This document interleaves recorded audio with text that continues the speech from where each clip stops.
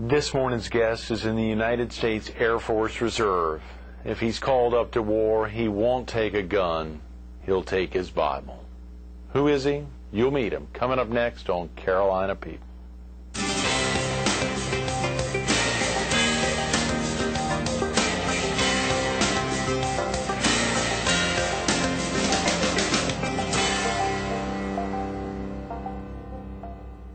Good morning. Welcome to Carolina People. This morning we're in the reading room of the library at the Grand Strand campus of Horry Georgetown Technical College. We're focused on the chaplain service in the U.S. Air Force. And we're visiting with Father Jamie Danford of the U.S. Air Force Reserves. Good morning, Father Danford. Thanks so much for coming in. Thanks for having me. Is it okay if we call you Father Danford? It is. I know, I think you shared before we went on camera there that even though you have rank in the U.S. Air Force, that it's one or the other. It's either your service there as a father or chaplain. Or chaplain, excuse me, or chaplain. And with our focus on the chaplain service in the Air Force, maybe we should call you Chaplain Danford. That would be okay as well. Listen to that. And do you ever take any other titles? How about in the household? Well, yeah, I Dad. guess the household changes a little bit. Jamie, yeah, that's right. Depends if I'm in trouble or not. Well, it's 7 a.m., so we want to make it easy on viewers, so we'll stick with Chaplain Danford then. Okay. That's great. When did you actually get in the Air Force, or the Air Force Reserves? I joined the Air Force Reserves in August of 2000. Okay, great. Had you always thought about military service? I had. My dad was career military, and so I grew up in a military household. I received, at an early age, the call to ministry, and so I pursued the call to ministry, and upon graduating of seminary, there was still a call to the military. And so I pursued the reserve chaplaincy as opposed to the active duty chaplaincy because I still enjoyed the parish ministry, the civilian ministry, and the reserves is a unique branch and has its unique needs as well because we balance not only our civilian jobs but our military job and our family as well. And I saw that need and felt that I could minister in that environment. Yeah, that is a rare balance. There's quite a bit of balancing going on there. How do you think you'd take all that on? That's a big deal. Are there many, I guess there's still quite a few other folks in the same position, but... Well, yes, sir. Like, for example, I'm attached to the 315th at Charleston Air Force Base. There's 2,600 reservists there. And we do everything that you would think of an active duty unit. We train for war, and because of the global war on terrorism, many of us are activated and doing a lot in that engagement.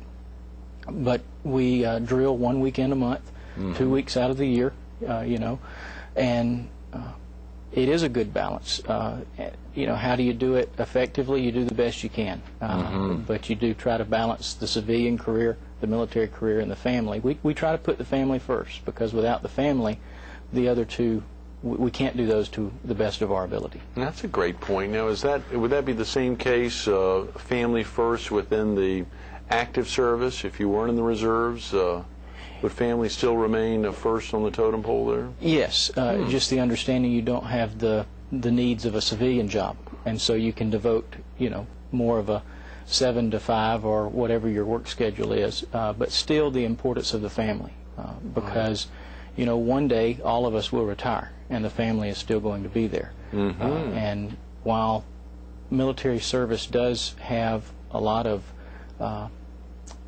difficulties and a lot of sacrifices, we do try to take care of the families as best we are able to. You said you grew up in a military household. Was your father in the Air Force as well? No, sir. My father was in the Army. Is that right? Yes, great. sir. Did you all have to travel much growing up?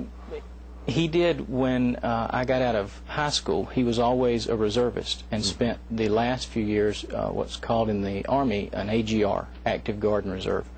And after Desert Storm, he was moved around and spent some time in Panama, Fort McCoy, Wisconsin, Springfield, Illinois. And so my younger brother got to move around more than I did. More than you did. Yes, sir.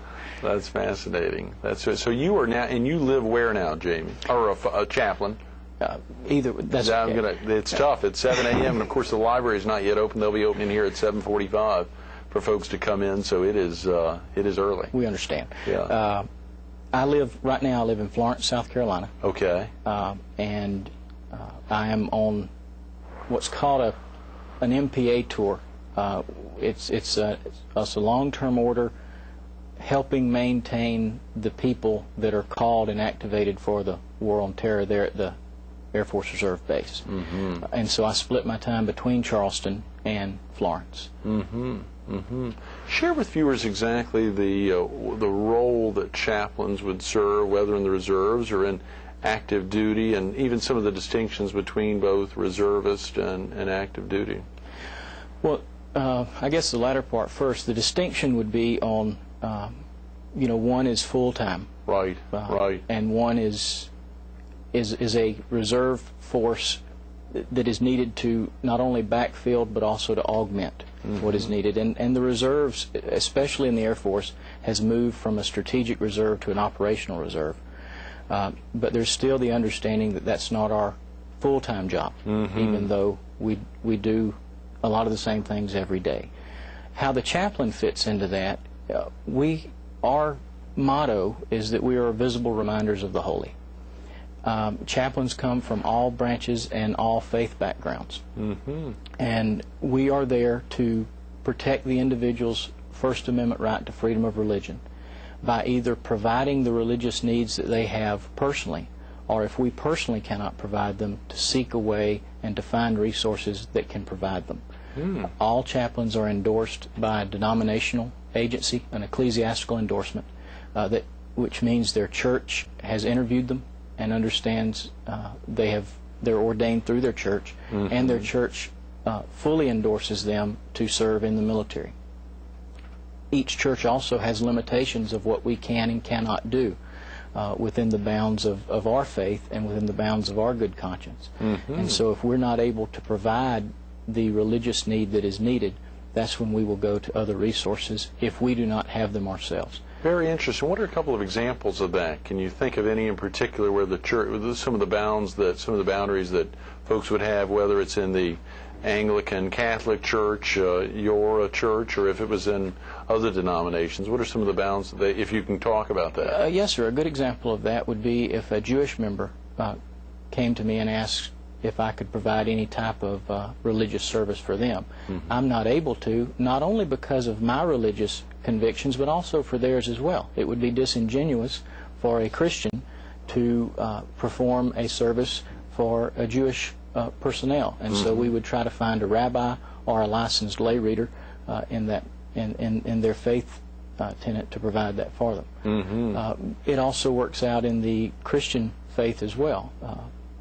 When you get to, for example, the views of communion, whether you take a sacramental view of who can receive and who cannot, those are worked out on case-by-case basis, and the chaplain is always free to protect their identity, but also we do everything we can to minister to the needs of our personnel.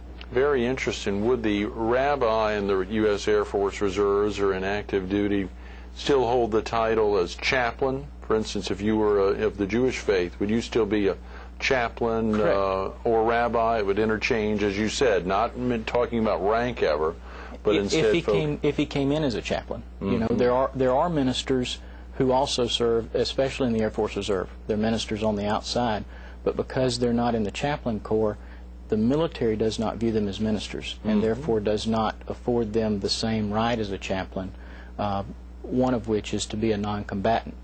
And unless, even though they are licensed on the outside, but because they're not endorsed and serving as a chaplain, they could help us out, but it would have to be an agreement, and they would have to come through the chaplain's office in order to provide those rights, but they would not be seen as a chaplain. So the non-combatant aspect is one of the principal tenets of chaplaincy there. Yes, in all the services, and yes, they're chaplains in each of the branches? There are chaplains in each of the branches. There are three main chaplain corps, the Army, the Navy, and the Air Force. The Navy chaplains provide service for the Marines and also for the Coast Guard. Okay. They stay busy. Yeah, yeah. I'm sure you all stay busy as well. Even in the reserve instance there, you're, as you said, actively traveling down to Charleston, and I think early this morning or yesterday you were in Charleston, and yes, surely making active commitments both to the PD area as well as to the Low Country? Well, one of the, I would say the majority, because of the Air Force Reserve chaplains, we either have a church or a parish, and a few have chaplain positions in the outside. There are some that are teachers and other things, but the majority of us are parish pastors or parish priests or serve a synagogue.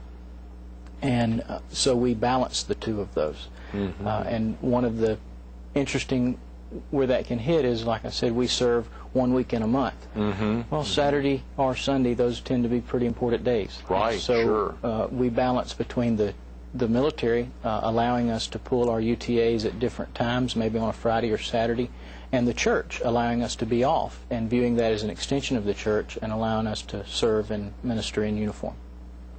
That non-combatant aspect is probably one that a lot of viewers think about or contemplate. Is that entirely denominational? I mean, is it Air Force or military set that the chaplaincy will not be involved in any combat? Or because obviously you've got to deal with soldiers coming back from combat and interfacing almost directly, trying to empathize. We not only deal with soldiers coming back from combat, chaplains are also embedded with troops. We go wherever they go. Right. In the Air Force, it tends to be an air base, especially on the Army and the Marine side, though, forward operating. Our Navy chaplains, our Army chaplains, in the way the war and the world is today, there's really no back line, front line. Right. But they would be the ones that would seem to be more out on the front than anyone. A non-combatant means that we do not carry weapons at any instance. Okay. All chaplains have an enlisted counterpart that is a chaplain assistant.